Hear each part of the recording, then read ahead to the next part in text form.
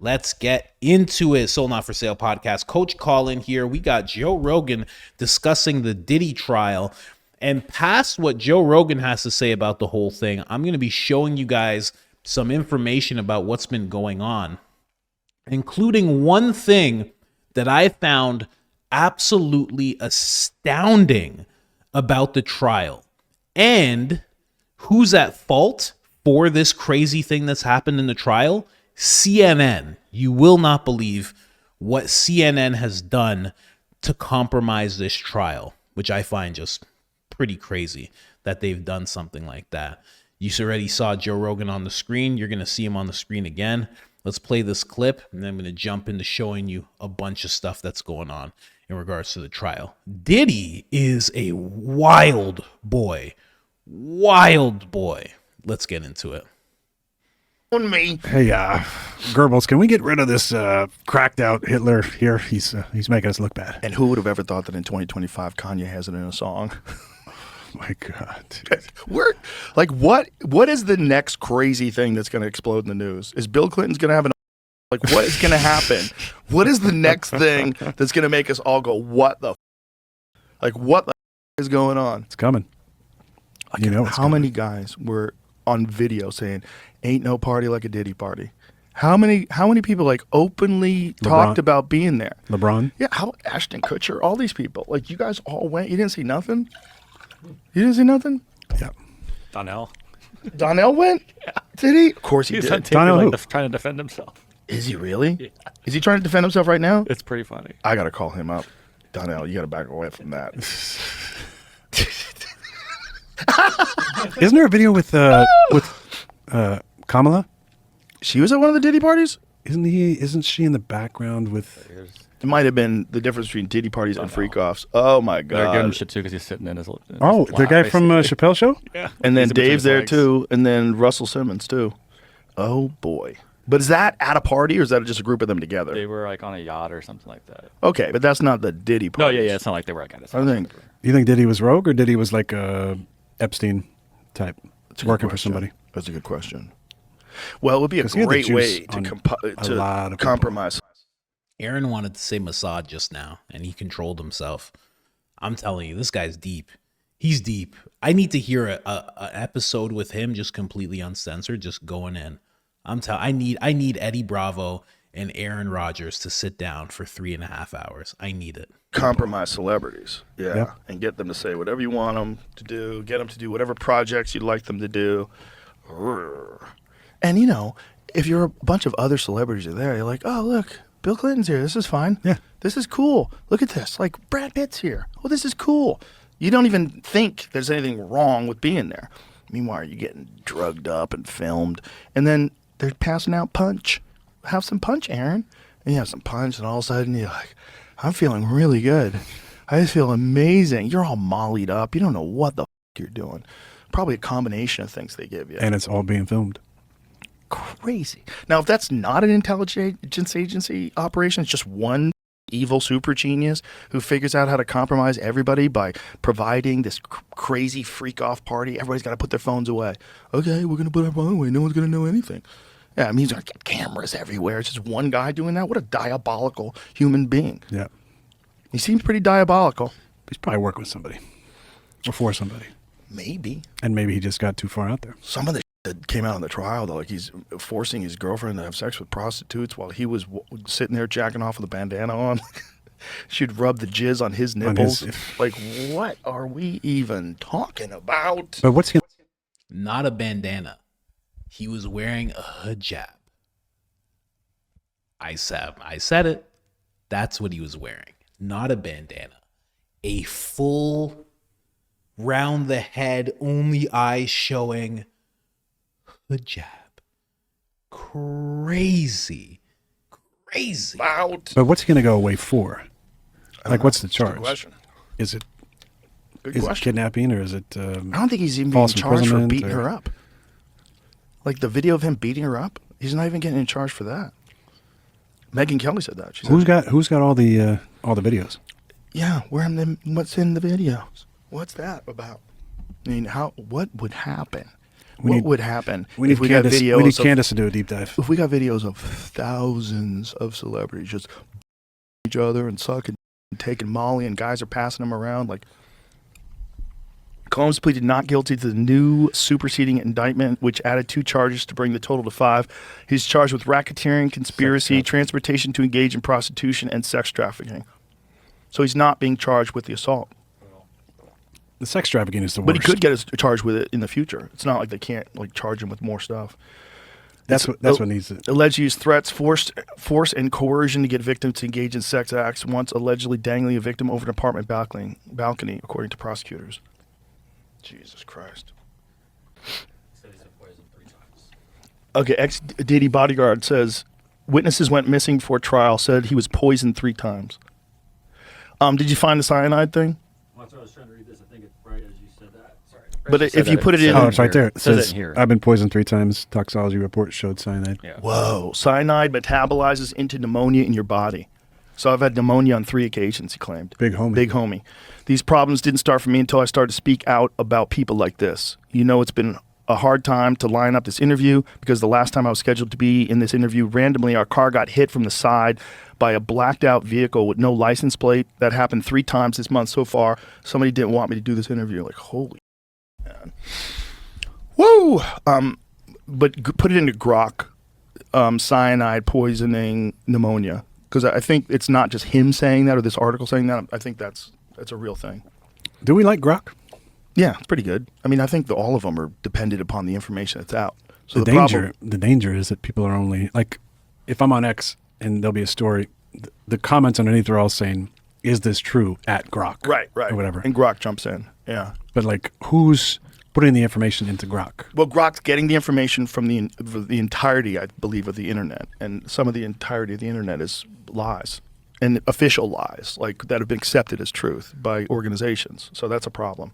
It says these are rare and indirect connections. There's no evidence that cyanide itself causes the infectious inflammatory process characteristic of pneumonia. If you are asking about a specific case or context, occupational exposure, a medical scenario, or historical incident, feel free to provide more details, and I can tailor the answer further. What is the question? How did you prompt it? Does cyanide poisoning lead to pneumonia? Not directly. Could you give someone pneumonia by poisoning them with cyanide? How about that? Could you give someone pneumonia? Let's see what you say about this, grok. Pneumonia by poisoning them with cyanide. Good spelling, Jamie. He's got one hand. No, I was impressed by your pneumonia. Double width, but grok will know you're dumb. Causing pneumonia, directly causing pneumonia by poisoning someone with cyanide is unlikely, as cyanide doesn't create an infectious or inflammatory condition typically associated with pneumonia. Cyanide poisoning rapidly disrupts cellular oxygen use, leading to symptoms like respiratory distress, seizures, or unconsciousness, but it doesn't produce pathogens or cause lung inflammation characteristic of pneumonia. They could get hospital-acquired pneumonia, it says there, secondary complications. Aspiration pneumonia. Or If cyanide poisoning ventilator-associated. causes unconsciousness or seizures, the person might aspirate vomit or saliva into their lungs. This can induce bacteria or irritants, potentially leading to the aspiration pneumonia, a non-infectious form of the condition. So that's possible. And then secondary complications, if the victim survives initial cyanide poisoning but requires prolonged hospitalization, mechanical ventilation, or intensive care, could develop hospital-acquired pneumonia or ventilator-associated pneumonia due to exposure to pathogens or weakened defenses. That's another darkness about The ventilator. how many people got by ventilators. The percentage is super high. People don't want to They ventilators. blew their lungs out. Yeah. It's crazy. I haven't heard any apology about that. That's weird. Well, I think that's why they removed Cuomo. That and the nursing home. He's running again, though, isn't he? He's going to be the mayor this time. Mayor, that's what it is, yeah. Maybe it'll be good. Maybe we'll do a good job this time. Yeah. Maybe he learned his lesson. Yeah, I'm sure. I mean, he's anti-establishment now, right? Because the establishment doesn't want him there. Well, his brother as well, supposedly, has been... Well, his brother got kicked off of CNN. So there you go. I mean, they're both kind of on, the establishment kind of abandoned Are they them. getting red-pilled? I don't know. It's like when if you're a guy who's on CNN and you're spouting that propaganda for years, and then you decide I'm not doing that anymore. I'm going to be like you guys. Like, really? What about all the stuff he said that's not true? Like all those times. Do you own up to it? And he doesn't, right? You saw the Dave Smith debate. Yeah. He doesn't own up to it. He thinks it's more complex, it's more nuanced. It's like I thought Dave did great in that. I thought Dave did great when you had the other guy on here. Dave's a monster. Yeah, Dave. Man. All right, let's get into this Diddy stuff. This stuff is weird. Now, this person's name is it's such a silly name. I think it's Capricorn Clark. Yeah, Capricorn Clark. I mean, I don't know. It's silly to me. My name's COLIN, you know. My mom gave us a regular name. She didn't do the black names or anything like that. So, just saying. So I'm going to play some clips about this lady. She's taken the stand recently. This is a depiction of her. Let me just say, hold on a second. This is a terrible depiction of her. Let me just highlight her name quickly. Because they did her very dirty. Okay, let me, what does she actually look like? Hold on a second. Images. So that's what she looks like. Here, let me go to this one. That's what she looks like there. They kind of did her dirty here. I mean, they made her look like she's a house cleaner or something. You know what I mean? I don't know. But in the clips, there's going to be some overlap because every station is talking about what's going on. Now, before I play that, Joe Rogan was talking about how he's not getting charged. He's not getting charged for the assault.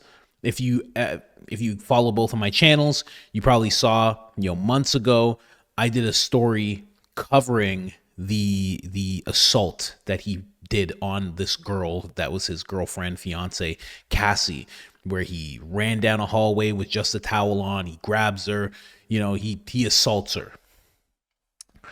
CNN, they're the first people to get a hold of this footage. I don't know how. It doesn't make any sense to me at all, but they're the first people to get a hold of this footage. They're the ones who showed the world this footage. Now, CNN did what any news organization would do. They trimmed it down a little bit because that's what they do. They're like, yeah, we're going to here's the hallway part. Then we cut to this part because we have another camera angle. He grabs her. We cut to this part. Because they did that, cut it up, and destroyed the original footage, people are starting to say, or at least in court, what's starting to be said, and probably actually going to happen, is that he won't be charged with that because they can't take the footage as evidence because it's been tampered with. Which is true. It has been tampered with. The footage that CNN has been tampered with. Because, again, they just cut it up. They just condensed it because they wanted to show it's a news piece. That's it. So I don't know why they got rid of the original footage. Doesn't make any sense. I don't know why they were the ones that had it first. Doesn't make any sense. But that is something that's happened. And I guess that's in Diddy's favor. He still had to pay that woman $20 million, but at least he won't have that be one of the charges that gets thrown on him as he's getting sentenced. So that's what happened with that. So now let's jump back over here. Let's hear about this lady on the stand. Wild. Chloe Malas is outside the courthouse for us. Take us through the latest from court, Chloe. Hey there, Chris. Well, I was inside the courthouse this morning listening to this riveting testimony from Capricorn Clark. And one of the reasons why it was so fascinating to listen to is because this is someone who has known Sean Combs since about 2002. They were initially friends, and then she held various roles working for Sean Combs. She worked for him on and off for about 14 years. And she took us to a time in December of 2011, and we heard musician Kid Cudi talk about this last week, when Sean Combs learned that his girlfriend, Cassie Ventura, at the time was cheating on him with Kid Cudi, and that Combs was so incensed that he actually allegedly showed up to Capricorn Clark's apartment with a gun, and he told her, "You have to come with me right now. We're going to Kid Cudi." A quote from her is, he just said, "Get dressed. We're going to Cudi." and then the gun was in his hand, and that's when they got into a black Escalade and they went to Kid Cudi's home, and Kid Cudi wasn't there. We heard him testify about this last week, but there are some more illuminating details about the fact that we didn't know that there was a car chase between the two of them, so we're hearing a more complete picture. But then she went on to say something where, you know, you couldn't even hear a pin drop. It was so silent. All of the individuals that were watching this testimony is when Capricorn Clark said that after this incident at Kid Cudi's home, they returned to Sean Combs' home, and Cassie Ventura was now there. And Combs was so upset that she actually had a burner phone, that she had been secretly having this relationship with Kid Cudi, that he began to violently beat her, and that he was kicking her over and over in front of herself, Capricorn Clark, and someone else from Combs' security team, that she was in a fetal position, and he kicked her with full force from the front door all the way to the street, and that she was so concerned for Cassie Ventura's safety that she called several members of Combs' security team, begging them to intervene, to call Combs and get him to stop. And that at that point that she saw that no one was intervening, she claims to have called Cassie Ventura's mother, Regina Ventura, who we also heard from last week on the stand. But we didn't hear this story, Chris, that Capricorn Clark called her and said, you know, I'm worried that your daughter might die. You need to call 911. And that's when Capricorn Clark left the residence. And she said as she turned around, she saw Combs. He was continuing to kick Ventura as she laid in that fetal position. And I just want to point out why this is all important. It goes back to the RICO conspiracy charge, Chris, and also the sex trafficking charge. These are all of those foundational testimony that goes towards what the government is saying Combs did. Chloe Moas, thank you. Crazy. Absolutely crazy. So that is Capricorn Clark's testimony. Kid Cudi, who is a music artist, if you don't know, he had a testimony of his car blowing up because he had this issue with Diddy, because he was seeing, you know, Diddy had a girlfriend. He was seeing her behind their back, you know, this, you know, love triangle type of thing. So Diddy blew up his car. You know, another time he actually wanted to take things into his own hands. And apparently there's just a bunch of stuff like that. Like today, I heard that 50 Cent has always called Diddy fruity. He's always been like, that guy's fruity. Calls him a fruit pop. That's what he usually calls him. And because reportedly Diddy went up to 50 Cent and said, let me take you shopping. And 50 Cent took that as something that you say to a girl. So he got really mad. And he was like, this dude, this N-word, as 50 Cent would say, is fruity. And they've had a little war back and forth going on for a long time. And apparently at one point, he went to this woman again, this Capricorn lady, and said, I'm tired of all this back and forth. I like guns. And he wanted to actually do something to 50 Cent. But 50 Cent's actually quite real. And his security detail is actually all ex-FBI and military. So they're very equipped. So he couldn't get through to him in that way. But yeah, just wild stuff. Now here's another clip. Again, there's going to be some overlap, but I just want to hear if there's any new information. A beautiful skyline shot this Wednesday morning as we're following the very latest testimony to resume this morning in the sex trafficking trial of Sean. Do you hear that? Do you hear that echo? That do you hear that? Always with Live Now from Fox. They always have that. I'm gonna move up a little bit. Just a little bit. I just want to hear a few seconds of it. Sorry to put you through this. Mistrial, good morning to you. Gina, good morning to you. The name Capricorn Clark has been brought up previously in this trial, specifically by prosecutors, which is now, by the way, in its third week. Yesterday, we got a better glimpse into that former assistant's troubled relationship with Diddy. Clark, who is the third personal assistant to testify as a government witness against the disgraced music mogul, recalled how she dedicated her life to Diddy and thought of herself as his protector. Their relationship, as I mentioned, was complicated. Yo, you see what I mean? That is not what that lady looks like. Diddy is paying off the sketch artist.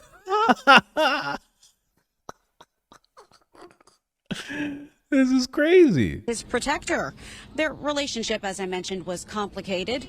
Clark testified that Diddy threatened to during her first day on the job. She also recounted the time she says Diddy kidnapped her to help him find Kid Cudi, who briefly dated his on and off again girlfriend, Cassie Ventura. She says Diddy came to her home with a gun and demanded she get dressed. They allegedly rode in a black Cadillac Escalade to Cudi's house. Clark says Diddy and his bodyguard went inside while she sat in the car and called Cassie. After that, she said she watched in shock as Diddy beat Cassie over her relationship with Cudi. A few months later, he fired her. Clark told the jury she lost her home, car, income, and was blacklisted from the industry. In 2016, she was rehired to do a career makeover for Cassie. And Cassie was reportedly rushed to the labor and delivery unit here in New York yesterday as she and her husband, Alex Fine, await the birth of their third child. Diddy's Man, very interesting. You know, he goes in to do something to this Kid Cudi character, right? And he seems like he's ready to do what he says he's going to do, what you would do with a firearm. And what would have happened if he was there? He would have done it, and then he would have made it look like an accident or someone else or a street beef, or I wonder how that works. And has he done this before? Because you don't just pick up and go to someone's house with a firearm ready to, put them away unless you've done this before and you have a network that's going to help you pull this off so you don't do any time in jail. It's really, when you think about it, very sinister what's going on here. Now, again, there's going to be a little bit of overlap. These people are a little more in depth. I just want to hear what they have to say about the case as well. We're talking about a criminal enterprise. The Sean Combs business. How about that? Slow it down. Well, Capricorn Clark is a name that we've been hearing about a number of times, right? We know that she had been working under Diddy. Wanted to know what she had to say. We had already heard from Cassie, and we already heard from Kid Cudi last week, and now we're hearing from Capricorn Clark. So she's really kind of tied into just different orbits or different tangles of the web within Diddy's orbit, I should say. And my understanding is that she starts her testimony by telling the jury that right from day one of her employment, Combs threatened her life. And I think this has something to do with because she had worked for Suge Knight in the past, who's a big rival, by the way, of Diddy, if anybody doesn't know.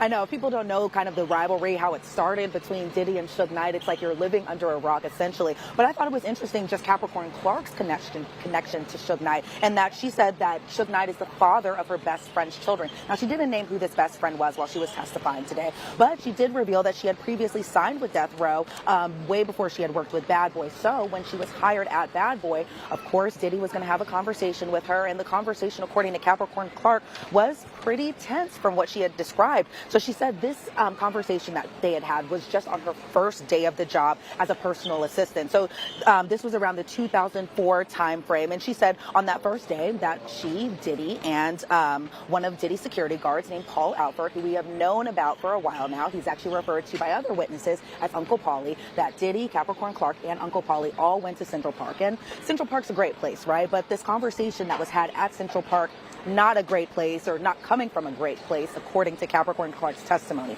So she had explained that she went over to the park and that she was kind of describing Uncle Paulie's demeanor as menacing, and she even described him kind of as a linebacker when describing just the size of him. And she said that around this time that Diddy had told her that he would have her she had anything to do with Suge Knight. And this was kind of a moment in the courtroom where a lot of people were just like, oh my God, what? Because when you're seeing Diddy inside that courtroom, he's very toned down. He looks kind of like, looks like a Huxtable, maybe possibly a Mr. Rogers, where he's just in a sweater, he's in an undershirt, he's just wearing slacks. Like, he's not the Diddy that we've seen on red carpets. He's not the Diddy we've seen on social media. So he looks toned down inside the courtroom. So to hear that he had allegedly wanted her because she had this previous relationship with Suge Knight, it was kind of just like a, oh my goodness moment a little bit, because this was kind of the first time we were hearing about this.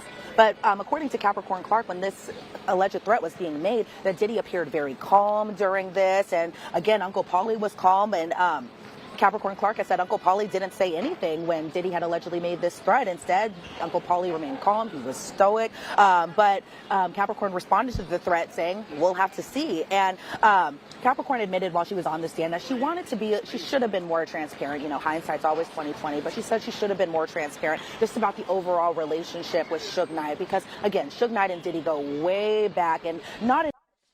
This is so crazy. So that's her testimony, basically. Another person that he's threatened to kill. And, you know, when Joe Rogan's talking about, you know, what Diddy was doing with this Cassie chick, I mean, it is so wild. Diddy, Cassie, he's paying dudes to do stuff, okay? And when they're done doing the stuff, she takes the stuff and rubs it on him? What? Okay. You know, I guess you're rich. This is what you do, you know? I don't know. But it's just a wild case. And the fact that CNN did what they did, I don't know where that leaves everybody. Oh, let's hear what TMZ has to say really quick. Let me see here. A mistrial in this whole case, which, as you can imagine, caused quite an uproar in court and a lot of arguing about this. It all has to do with Kid Cudi's car and the fire that was set off in his Porsche. And the investigation into all of this. So what happened here is that you know that there was testimony about a burglary at Kid Cudi's house. About the month before the fire. Right. And that that Diddy and an assistant had basically broken into Cudi's house, found a gift that Cudi was gonna give Cassie, and there's evidence that Diddy was there. The Cudi took a fingerprint from the investigators did. Well, Cudi gave the fingerprint to the investigator. Right. It was a fingerprint that was on the door, and it was of an unknown woman, but they had a fingerprint. What the prosecution tried to do was insinuate that they could take that fingerprint and tie it to a fingerprint on the arson attack on the Porsche. Well, guess what?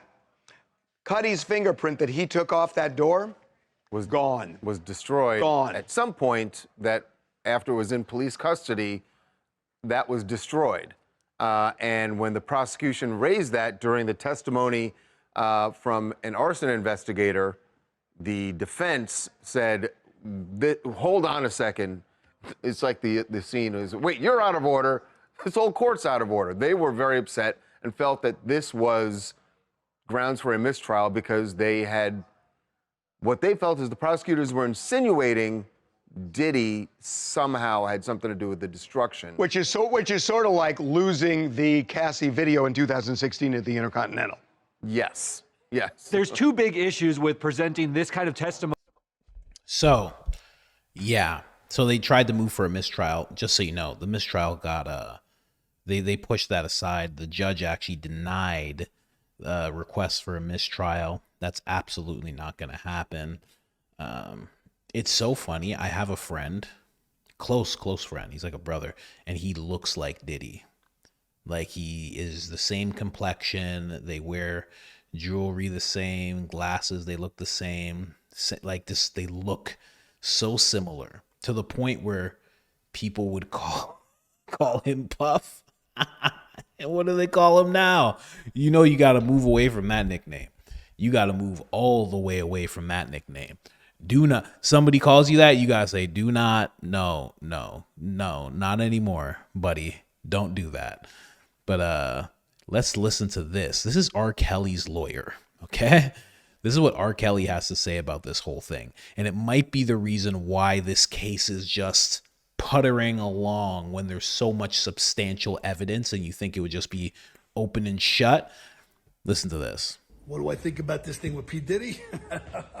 I can tell you right now, if P. Diddy goes down, everybody's going down with him. You think this guy's gonna take the fall by himself? No way. He is gonna rat and dime out every single body that was involved, which I'll be surprised if this man makes it through the trial. I mean, you can't even make this shit up. You think he's gonna go along with this and nobody else is gonna pay the price? You know, the thing is with this whole P. Diddy thing, it's not like he's up against gangsters. It's not like he's up against like these big gangs that if you rat on him all of a sudden that you'll get potential. You know what we do to rats, right? Rats back in the day, they don't make it. But that's not who he's going up against. He's going up against actors, actresses, producers, subpar politicians. These aren't gang. These aren't guys that can just, they say, hey, I'm going to go take somebody's life. They don't got it in them. They don't got the heart. He knows it. But yet, he's got the film on every single one of them. So this is going to get real interesting. This whole... I'll say one thing about what this guy's saying right now. It's not all subpar politicians. And if it's who people are speculating, you don't actually know what you're talking about. There are some politicians. I mean, there are some... I think we all know. There's some politicians that got a body count. I'm not going to bring up who it is or their husband or anything. You know what I mean? But I'm just saying there's some. And if he's connected to this politician, this well-known, well-loved politician, that politician might say something to somebody else and say, hey, I really need for you to handle something for me. Could you do that? And she'll say, no problem. No problem. Okay, Barry. Just let me put Bill to bed. Oh, you don't know what you're talking about, buddy. Thing in Brooklyn in court with all these jurors with P. Diddy. This is like a movie in the making. I can't wait to watch him sing because not only do I want P. Diddy, and we all know P. Diddy, whether you want to go through this trial or not, that man is guilty. I seen the videos and the film of what he does to women and children and young artists. Young artists that just wanted to fit in. Really, really just gets me when I see those films. But I have to tell you, I want to see him squeal. And I want to see him rat. Because I want to see today anybody that was out there that compromised a woman, that compromised a child, they must pay, and they must pay hard, and they must go right down the pipe, right down the pipe, exactly where they belong, with Sean Puffy Combs. Such a New York supervillain. You think he's not gonna squeal? Such a New York supervillain. Only supervillain from the Bronx, you know? Just a supervillain from Brooklyn. Only supervillain you'll ever see go to the bodega so he can buy loose cigarettes. Just such a supervillain, this guy. Wow. This is R. Kelly's lawyer? That's why R. Kelly's in jail right now. What? You can't have a lawyer like this. Your Honor, come on now. What are we talking about here? Okay? I was just at the bodega. I got a bacon, egg, and cheese, and I come in here hearing this stuff. And then this guy tells me I can't eat my bacon, egg, and cheese in here. What are we doing? What are we doing? R. Kelly, sing a little something for this guy. Maybe he doesn't know who you are. Sing a little something. Do the I believe I can fly thing. That's why this guy's in jail, 100%. Anyways, guys, just wanted to give you that. There's this It's crazy that it's not on TV, but it would have just ate up all, like, you remember, are you old enough to remember back when OJ was doing his trial? It was, you couldn't watch anything. If you had like a routine of shows you like to watch, that was gone. It was gone. You got nothing. It was ridiculous. So I don't know. It's not on TV, but people are talking about it daily. There's a trial happening, of course. And yeah, that's what I can give you so far. And it seems like he was literally the wildest person in the music industry. If there's anybody wilder, they're probably going to jail next if there was. That's all I can say about that. Anyways, guys, I'm out.